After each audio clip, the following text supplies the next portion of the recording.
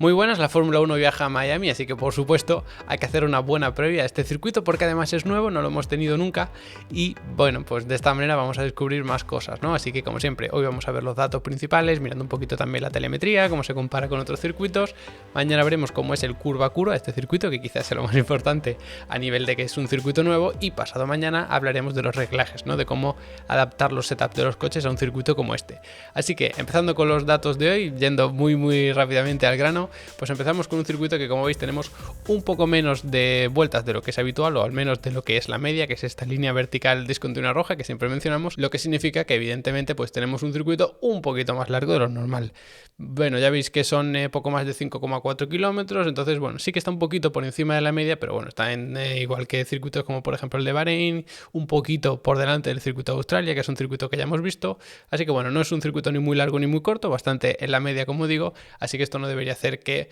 bueno, haya estrategias demasiado locas, ni para undercut ni para overcut, aunque ya sabéis que este tipo de estrategias también dependen de otras características, no solo de la propia longitud del circuito, ¿no? La distancia hasta la primera frenada desde la meta, que también representa normalmente cuántos metros vamos a tener desde la salida, desde esa pole hasta la primera oportunidad de adelantamiento, digamos, ¿no? Esos metros que te permiten ganar alguna posición si sales bien, pues bueno, debería estar en torno a unos 200 metros, no estoy muy seguro, esto os lo digo de antemano, porque como es un circuito nuevo, los datos todavía están ahí, bueno, un poco bailando en el aire, pero no deberíamos tener mucha distancia, probablemente no sean estos 200 metros exactamente, pero más o menos no deberíamos tener una distancia hasta la primera frenada muy larga, pero ya digo, de este dato no estoy del todo seguro, os lo enseño porque creo que esto es así, sacado del simulador, pero bueno, hay que cogerlo un poquito con pinzas. Y ya para terminar, pues veis la distancia total de la carrera, que como siempre pues simplemente multiplicar el número de vueltas por la longitud del circuito, pero bueno, sin más, porque ya veis que siempre está más o menos en los mismos valores. Y en esos 5,4 kilómetros nos encontramos en total 19 curvas, que bueno, una vez más, un poquito por encima de la media, pero como también teníamos una longitud del circuito un poquito por encima de la media, pues no se nos queda en un circuito de demasiadas curvas, ¿no? De hecho, mañana cuando veáis el esquema general del circuito, como es cada una de las curvas, pues lo entenderéis bastante mejor, pero bueno, es un circuito con 19 curvas, que parecen muchas, pero para lo largo que es un poco más de la media, pues es lo normal. Eso sí, tenemos bastantes más curvas a izquierda que a derecha, lo que hace que esté bastante desequilibrado el desgaste de los neumáticos. En cualquier caso, son 19 curvas en 5,4 kilómetros de circuito, por lo cual nos queda un ratio de 3,51 curvas por kilómetro de circuito, que ya veis que está ligeramente por encima de la media. Lo que pasa es que luego vamos a ver datos del giro de volante, del acelerador, que bueno, aunque no tenemos muchas curvas para lo largo que es el circuito, es verdad que tenemos curvas muy largas, por lo tanto vamos muchos metros con el volante girado, y esto evidentemente va a perjudicar bastante al desgaste de los neumáticos. Y respecto a esto, pues nos encontramos con que tenemos 4 curvas lentas a izquierda y solamente una curva lenta a derecha. Además, la curva lenta a derecha no está justo después de una frenada, sino que tenemos una chicane izquierda-derecha, por lo tanto, la que acompaña la frenada es una curva izquierda y la única curva lenta derecha que tenemos, por lo tanto no hace falta frenar porque ya tenemos la velocidad reducida al haber tomado la primera de las curvas de la chicane a la izquierda. Esto puede hacer que se desgaste mucho el neumático delantero izquierdo, aunque la curva sea izquierda, porque ese neumático delantero interior en las frenadas fuertes es muy fácil que se bloquee, y si tú tiendes a bloquear ese neumático, aunque sea poco a poco, eso puede hacer que la temperatura vaya aumentando el desgaste, y si haces el típico plano bloqueando ese neumático, pues mucho peor.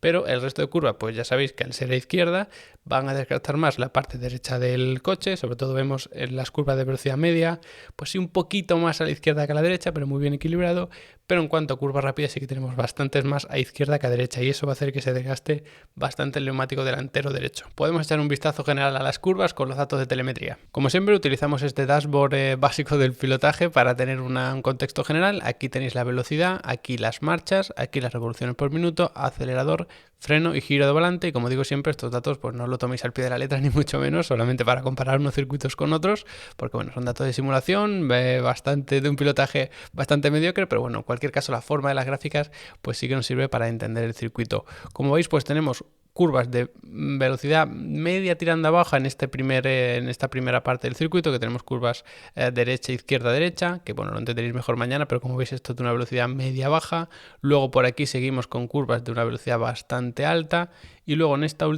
última parte, o digamos que cuando empezamos este último tercio del circuito, sí que tenemos bastantes curvas de baja velocidad, y es aquí donde se concentra 1, 2 y 3 curvas de baja velocidad junto con la última frenada, que es muy fuerte. Por lo tanto, nos vamos a encontrar curvas en esta zona de muy baja velocidad, en este primer sector, que todavía no está del todo definido cuáles son los sectores, pero bueno, más o menos nos vamos a encontrar de velocidad media, baja y alta, y luego al final, pues bueno, esas curvas que son enlazadas a un lado y a otro que se hacen a fondo. Pero como veis, los tramos de velocidad, de pisar el acelerador a fondo e ir aumentando la velocidad, que es este gráfico de arriba, pues son bastante importantes durante todo el circuito. En cuanto a los frenos, pues solamente tenemos 6 frenadas, que son poquitas, la verdad, sobre todo teniendo en cuenta que tenemos en total 19 curvas, pero ojo porque la mitad son fuertes, es decir, de esas 6 curvas, de esas 6 frenadas, perdón, 3 de ellas son fuertes, lo que lo convierte en uno de los circuitos que más frenadas fuerte tiene, porque bueno, normalmente tenemos o 1, 2 o 3, no hay ningún circuito que se salga de esta norma, pero tener 3 frenadas fuertes ya sí que puede parecer que va a hacer que los equipos se tengan que preocupar mucho de los frenos. Lo que pasa es que si atendemos a las temperaturas de los frenos, no deberían ser muy altas si lo comparamos con otros circuitos. El porcentaje de vuelta en el que vamos frenando es el más bajo, junto con en Gran Bretaña, que es el de Silverstone. Por lo tanto, ya veis que sí que frenada fuerte, pero el resto apenas se toca el freno, porque solo había 6 frenadas. Por lo tanto, esto hace que la temperatura de los frenos, como os decía, pues la de la máxima sea bastante baja si lo comparamos con el resto de temperaturas máximas de otros circuitos. La temperatura media también es de las más bajas del calendario, y la mínima pues igual. Esto va a hacer evidentemente que el refrigerar los frenos no debiera ser un problema grave, pero ojo con esas 3 frenadas fuertes, porque a nivel de reglaje sí que tienes que optimizar mucho que el coche sea muy eficiente frenando. En este gráfico rojo pues veis las frenadas, y como veis pues tramos enormes sin tocar el pedal del freno. Aquí lo pisamos fuerte, aquí y aquí, por lo tanto tenemos esas 3 frenadas fuertes y luego 3 frenadas bastante flojas. Luego pues habrá que ver algunos tramos, porque aquí por ejemplo pues soltamos un poco el acelerador, aquí soltamos mucho el acelerador y no tocamos el freno, pero quizá en carrera, en función de las condiciones que nos encontremos en pista, del tráfico, estado de neumáticos, todo eso, pues a lo mejor aquí sí que habrá que tocar un poquito más el freno, pero en cualquier caso serán pequeños toques de freno puntuales, ¿no? Como estos de aquí. Y si nos fijamos en la temperatura de los frenos, pues lógicamente, que es la que tenemos por aquí, pues aquí tenemos un pico hacia arriba, esa primera frenada fuerte, pero luego hay muchos metros en los que se puede refrigerar. Insisto, quizá tengamos pequeños picos hacia arriba, como podemos ver por ejemplo aquí, que son pequeños picos hacia arriba, porque a lo mejor hay que tocar un poquito el pedal del freno para meter el coche en curva, en función de las condiciones que nos encontremos, pero aparte de eso, pues bueno, sí que podré subir un poco, pero hay mucho tiempo para refrigerarlos. Luego una frenada aquí que no es del todo fuerte tampoco, luego otra vez mucho tiempo para refrigerar esos frenos, volvemos a tener una frenada muy fuerte, aquí sí que se eleva la temperatura de los 4, pero luego a partir de aquí, aparte de estos 2 pequeños picos, que son 2 frenadas muy pequeñas, pues bueno, sí que aumentan ligeramente la temperatura, pero aquí tenemos un tramo tan importante de recta que da tiempo a que se refrigeren de sobra, y en la última frenada otra vez muy fuerte, pues sí que se vuelve a disparar la temperatura. Pero como veis, pues básicamente son 3 frenadas muy fuertes, interrumpidas por pequeños toques de freno que no hace que se sobrecalienten. Por lo tanto, nos vamos a encontrar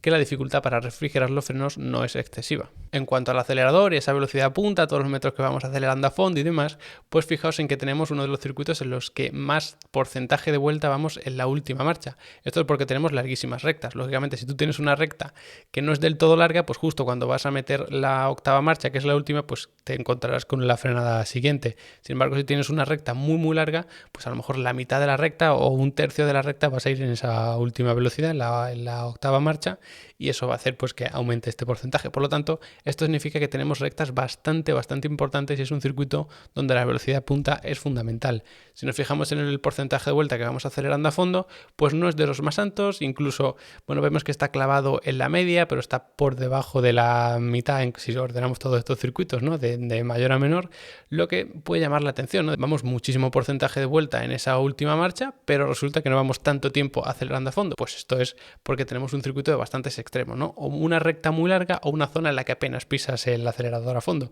pero cuando lo pisas es porque viene una larga recta y vas a terminar metiendo esa octava marcha. En cuanto a la velocidad media, pues sí que estamos ahí en la media, valga la redundancia, un poquito por encima, si nos fijamos en esta línea vertical que divide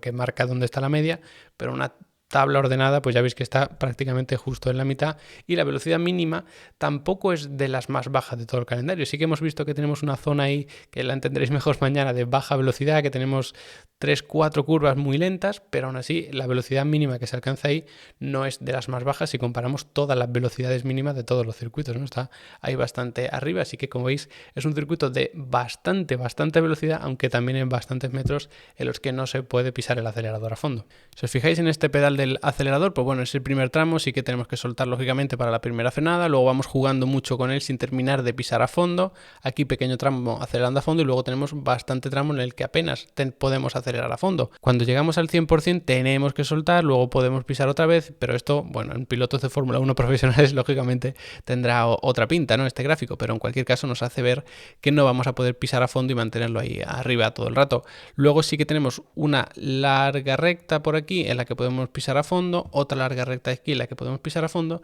pero si os fijáis en el resto del circuito, justo cuando empezamos a dar gas a fondo tenemos que soltar. Por lo tanto, cuando damos gas a fondo prácticamente siempre es porque acompaña una larga recta. Fijaos por aquí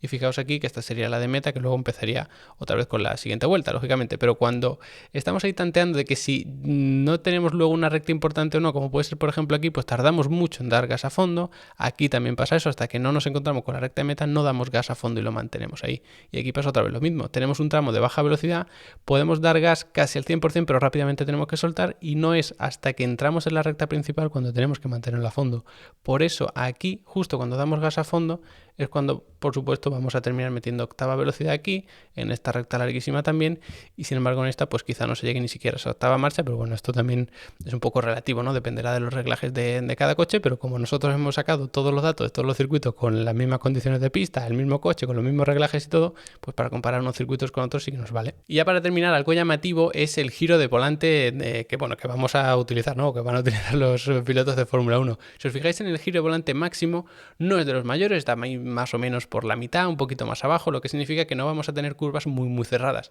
Por ejemplo, veis que el giro de volante máximo lo lidera sin ninguna duda Mónaco, porque tenemos esa famosa horquilla, ¿no? Que está tan cerrada. Luego tenemos Canadá, porque tiene también una zona muy revirada y que hay que meter muchísimo giro de volante porque esa curva es muy cerrada. Sin embargo, este circuito de Miami no tiene una curva excesivamente cerrada, no tiene una horquilla de estas que son 180 grados, sino que cuando más giro de volante hay que meter es con una chicane, como vamos a ver ahora. Por lo tanto, son unos 90 grados, que sí que es una zona muy estrecha, pero no tienes que meter tantísimo giro volante, porque al final no tienes que girar 180 grados, sino que son más o menos 90, aunque en una zona bastante revirada. Y si nos fijamos en el giro absoluto medio, ¿no? Que es una especie de, pues para ver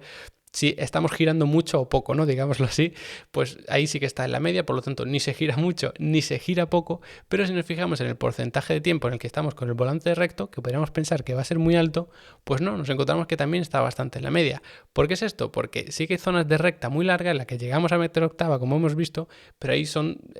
tramos de recta en la que va con el volante recto y sin problema. Pero luego, cuando no vas en octava, cuando no tienes una larga recta, estás constantemente metiendo giro hacia un lado, hacia otro, con curvas además muy largas, curvas muy enlazadas, por lo tanto apenas vas en ningún momento con el volante recto, y eso hace que no vayamos mucho porcentaje de vuelta con el volante recto, sino que estamos prácticamente todo el rato girando de un lado y a otro, excepto cuando nos encontramos, eso sí, unas rectas que son muy largas. Fijaos en este gráfico que tenemos aquí abajo, que es el de color azul. Fijaos que tenemos enlazadas derecha, izquierda, derecha. Luego, justo cuando vamos a enderezar el volante, nos encontramos otra serie de enlazadas, y ahora sí, en la recta, una de las rectas que tiene este circuito, sí que es cuando podemos ir con el volante prácticamente recto. Siguiente zona, constantemente hacia la izquierda, hacia la derecha, hacia la izquierda, otra vez hacia la izquierda, luego a la derecha, luego hacia la izquierda. Por lo tanto, aquí son muchos metros en los que no podemos enderezar el volante. Luego tenemos una recta importante y aquí sí vamos con el volante recto, pero luego otra vez serie enlazadas un lado y otro, hasta que encaramos la recta de meta. Esto hace que no sea uno de los circuitos en los que más tiempo se va con el volante recto,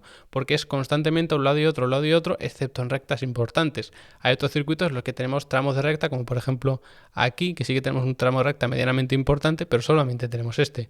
Por lo tanto, hay otros circuitos que sí que tienen muchos más tramos parecidos a este, pero en el caso de Miami no es así. O tenemos recta larga o tenemos curvas a un lado y otro, y además curvas en las que vamos bastantes metros con el volante girado, y por lo tanto pues no lo podemos llevar recto. Hasta aquí el vídeo de hoy, espero que os haya ayudado a entender mejor este circuito de Miami, dónde se posiciona, ¿no? cómo lo podemos comparar con el resto de circuitos. Ya sabéis que si queréis aprender más de técnica del automovilismo, de Fórmula 1 y todo esto, pues en Level Up Academy vais a encontrar muchísimos cursos dedicados. Además, ahora estamos con uno de elementos de transmisión que es espectacular, porque vamos a ver todo el tema relacionado con los engranajes, con las juntas, con las correas, con las cadenas, con las levas. Así que echadle un vistazo porque os va a encantar. Ya seáis mecánicos, futuros ingenieros o ingenieros ya, mecánicos, sim racer, pilotos de track day o de karting o lo que sea, vais a encontrar mucho contenido, siempre que os guste el automovilismo. Y nada, nos vemos mañana analizando cada una de las curvas, cómo debe trazarse en este circuito de Miami.